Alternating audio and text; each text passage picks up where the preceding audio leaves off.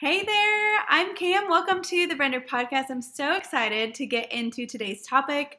It really is just a pep talk from me to you, all about just planning for the rest of 2021.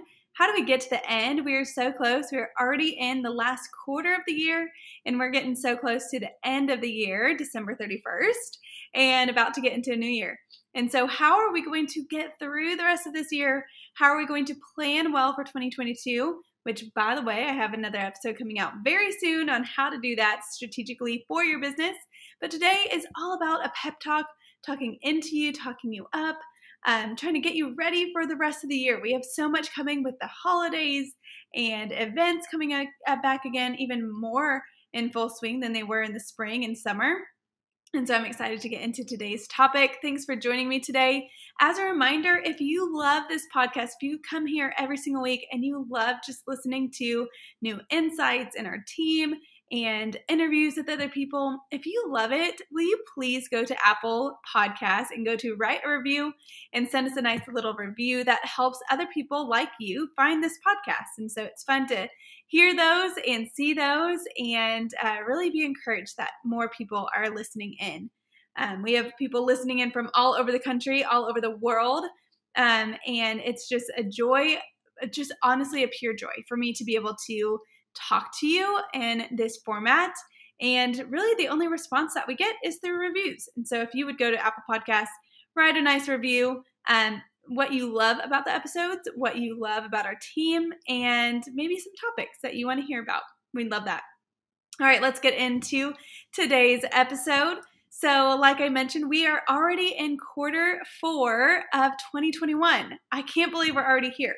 Gosh, if you are anything like me, you may have already set up your holiday decor. Maybe you've set up your winter or fall decor. I know for sure for me, I've got my fall decor up. I'm actually at my house right now recording this, and if you're watching this on YouTube, you can see my little pumpkin right here. It just brings me so much joy. I typically have a fall candle going on somewhere in my house, and it's just one of my favorite times of the year. If you're also listening to this on the week that it's being aired, you also know that the baseball playoffs are happening right now. And my beloved Red Sox, I do not know yet. They play on Tuesday, which would have been yesterday if you're listening to this on the day it comes out, are playing. It's a fun time of year, right? With that comes lots of events, lots of holiday events, lots of weddings, lots of corporate events that are coming back. If you are in a area of the world that's nice weather during the fall time, you typically see an increase in events. So here in Dallas, Texas, we have, October is easily our busiest month of the entire year. I mean, like spring, summer, fall, winter, October is our busiest year, and we are definitely feeling that coming up in the next few weeks and all month long. And so as we are getting excited for that, events are happening. They really are. And if they're not happening on a large scale where you're at, they're at least happening on a small scale. People have missed being with people, right? I know that I've missed being at big events. In fact, a couple of weeks ago, I got to go to a concert here in DFW, and it was so, so fun. And I mentioned to the person that I went with, I said, you know what? I haven't been to a concert since before the pandemic started, right? I mean, like literally a year and a half. And by the way, concerts are one of my very favorite things to do. And I had not gone to one in a year and a half, almost 2 years. And it was just so fun to be with people again. Well, with that came events. And so unfortunately, we didn't get to work with the artist that was doing their concert there. However, we do lots of concerts and we do rentals and things for those. And so with that also comes conferences and weddings and various events throughout your area. And so I would be so excited, and I am so excited that events are happening again. They may not be on the same scale as they were back in 2019 and 2018 and so on and so forth, but they are back again. And if you have heard or seen on social media, I know that we had a huge outage on Monday with social media. But with that, if you've seen or if you've had any really interaction with anyone in the events industry, you'll also know that going into 2022, we're expected to have 2.5 million weddings that happen next year. 2.5 million. I mean, think about that for a second. 2.5 million weddings. That means like so many freaking weddings. And I think the stat also says it's more weddings in a year since 1984, which may have been when they started actually keeping tabs on that. I'm not sure. But regardless, say, so many events. And that's just weddings. That is not talking about conferences and corporate events and all the other things. As someone who does a ton of corporate events, we also know that a lot of our corporations that use us for events, they are not going back to the office anytime soon. Some of them have extended it to all of next year. Some of it has extended to January or second quarter of next year. But wherever your corporate clients are at on the spectrum of working from home or working in an office, a lot of them are moving to that work home environment, which means that they are not having that interaction with their other customers or with their other coworkers and with their leadership teams and with everyone that you typically would have in an office setting. So what that means is that instead of paying lots of utilities, instead of paying all of those things for an office, they're going to be increasing their events budgets and increasing their really design concepts and interactive concepts for their events to really pour into their employees and really pour into their communities. And so that's exciting for the events industry because that means we get to capitalize on that. We get to be excited and come up with designs and come up with interactive things for these people who are hosting corporate events. And so all that to say, 2022 is going to be crazy. Y'all, we've been in this pandemic for, it feels like a million years, but at least a year and a half at this point in time. And so we have more knowledge. We know more. We're doing better, all of us collectively throughout the world.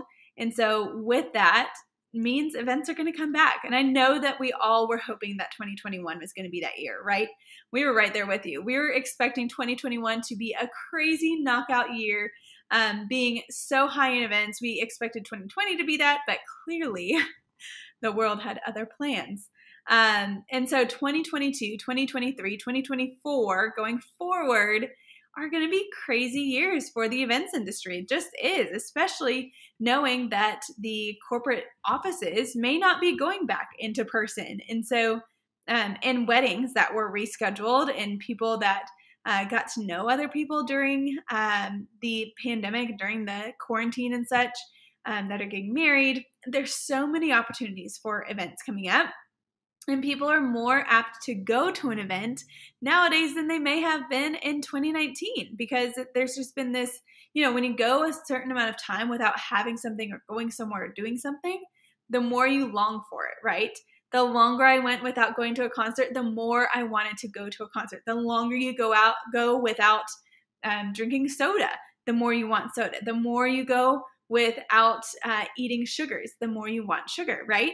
And so the same thing is with events. The more that you don't go to events, the more that you want to go to events. The more that you don't see your friends is the more that you want to see your friends. And so we are excited for that to happen in the coming year. And like I mentioned earlier, I'm going to have an episode coming out in November, just in about a month or so from now.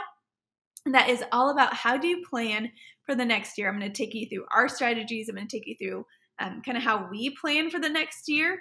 And certainly we planned 2020 to be much different than it was. We also did the same thing with 2021. But now that we've been through what we've been through, we know to have plans A, B, C, and D, and sometimes even E as well, to make sure that we have a plan even when our first plan doesn't go through, right? We can't just make a plan and say, this is how we're doing it, and no matter what, we're going to do it this way or no way. We have to be adaptable to what's going on around us. And I was mentioning today earlier at our team meeting, it feels like 2021 has just been this roller coaster of emotion, this roller coaster of are events happening or are they not happening? Are people getting a vaccine or are they not getting a vaccine? Is the pandemic still as bad as it was in 2020 or is it not as bad as it was in 2020? Is there a Delta variant and another variant? I mean, there's so many different things that we've had to experience in 2021 that we didn't experience in 2020. And this kind of longing of back and forth and it kind of feeling like, we want this one thing, but we can't have this one thing. and just kind of going back and forth. And so with that brings a lot of clarity. With that brings a lot of opportunity for the next year. And so I'm excited for us all to really get a hold of that in 2022. It's going to be weird seeing 2022. I feel like it's a tongue twister already, and we're not even in the year yet. But really, it's going to be an exciting year. Something that I want you to focus on as a person in general, and especially as maybe the CEO of your business or owner of your business or leader of your business, I really want you to make sure that you pay attention to you as well during this next quarter.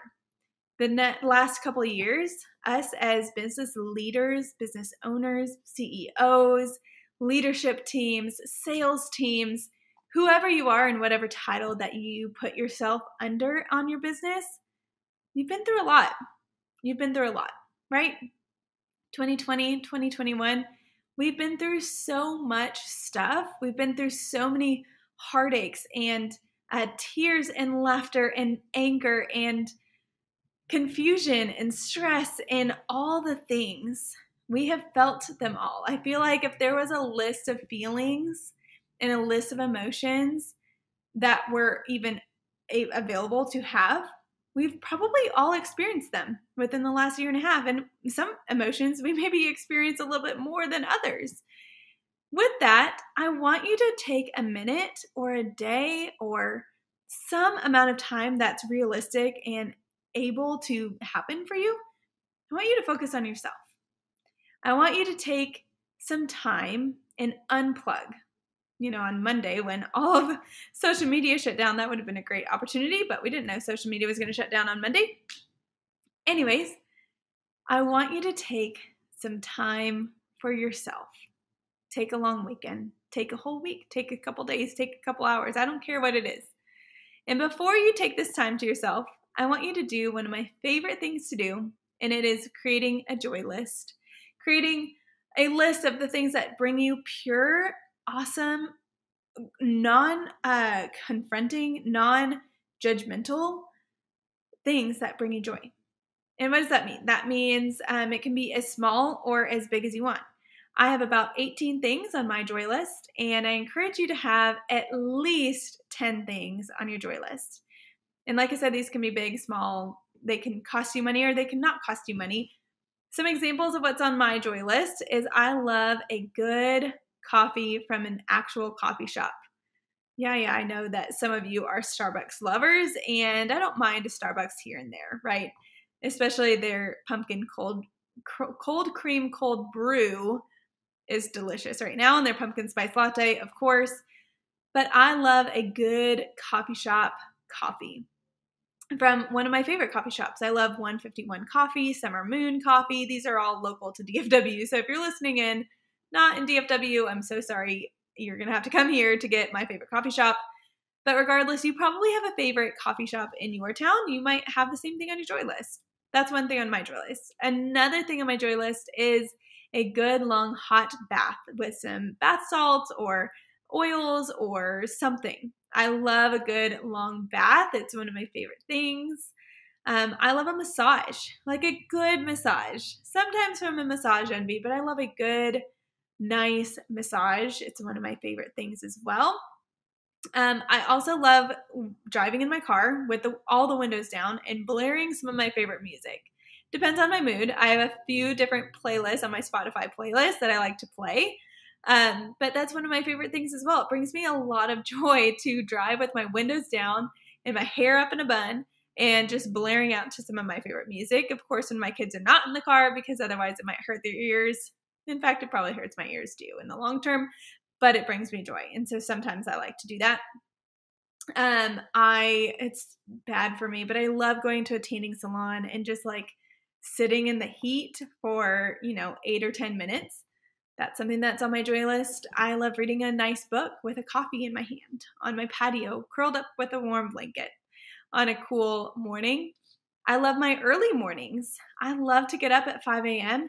and sit on my patio and drink a hot coffee in a blanket. Or I love to just sit and be quiet and listen to worship music or something like that in the mornings. I also love a good workout. man, do I love a good workout. I love to challenge my body, go for a run, lift some really heavy weights. It's one of my favorite things as well. Brings me lots of joy. So those are some examples that are on my list, but those are on my list. You are welcome to steal some of those. I think they're pretty great, obviously, but I encourage you to create a joy list that you can come and you can pull from anytime, any place. And you can say, hey, I've got 15 minutes. I'm going to go to a local coffee shop, or I've got 2 hours on my time. I'm going to have some quiet time. I'm going to go to the gym. Whatever it is on your joy list, I want you to create that and then schedule out some time over the next few months and do those things. Actually spend some time with yourself. Actually give yourself the joy and the time that you need, because you've been serving everyone else for the last year and a half, and you need to find some time for yourself. So that's the first thing that I'm going to encourage you to do in the last 90 or so days of the year. I'm also going to ask you to enjoy your holidays. Some of you may be like former me, which was that I worked all the time. I worked on the holidays. There was one holiday in particular, Christmas Eve, a few years ago, where I decided to do an engagement session and have some rentals for an engagement session. They were getting engaged on Christmas Eve. But when I booked it, I thought, oh, no big deal. It's just Christmas Eve, not a big deal. Well, little did I remember is that my mom has these very traditional things that we like to do on Christmas Eve as a family. And I missed out on those. I also had 2 kids at the time. My daughter was, I think, 1 at the time. And my son was probably 3 or 4. And I missed out on that time and memories and traditions and all of that. And so I'm going to encourage you, while it might sound really great to be paid on a holiday, that you actually say no to those things and you enjoy your holidays with your family and your friends. Yeah, I said it. I said no to accepting events in 2021 when we are all wanting events to accept. We're all wanting the business. But I also want you to enjoy your holidays this year. Don't work on the holidays like I did a few years ago. And don't be so money hungry that you miss out on moments with your family and with your friends, especially if you have kids and especially if you have a partner in life. I want you to enjoy that time with that person and with those people in your lives. So say no to your holiday events.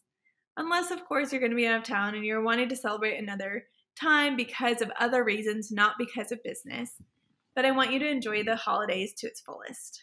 So those are 2 things that I'm going to encourage you to do. I'm also going to encourage you to get your books straight, to get all your finances and all the numbers ready to go before the end of the year. I know a lot of us in years past and in current years, a lot of us listening to this podcast right now, wait until January 1st to review all of 2021 or whatever the year is before then, to review all those expenses and all those payments at that time.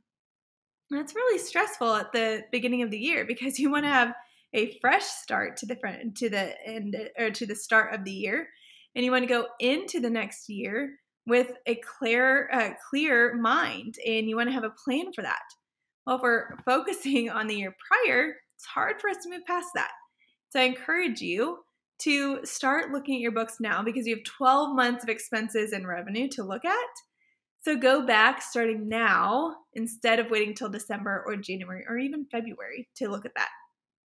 All right, those are some of my few tips for you for ending 2021 on a good note, both physically for yourself, but also mentally and for your business as well. I hope this has been a really encouraging podcast episode for you to listen to, and we're excited to see you next week when we're talking with Kaylee all about how to raise prices, set prices, and what you need to buy and what you need to let go of in your business. All right, friends, we'll see you next week. Thanks for tuning in to another episode of the Render Podcast. Bye, guys.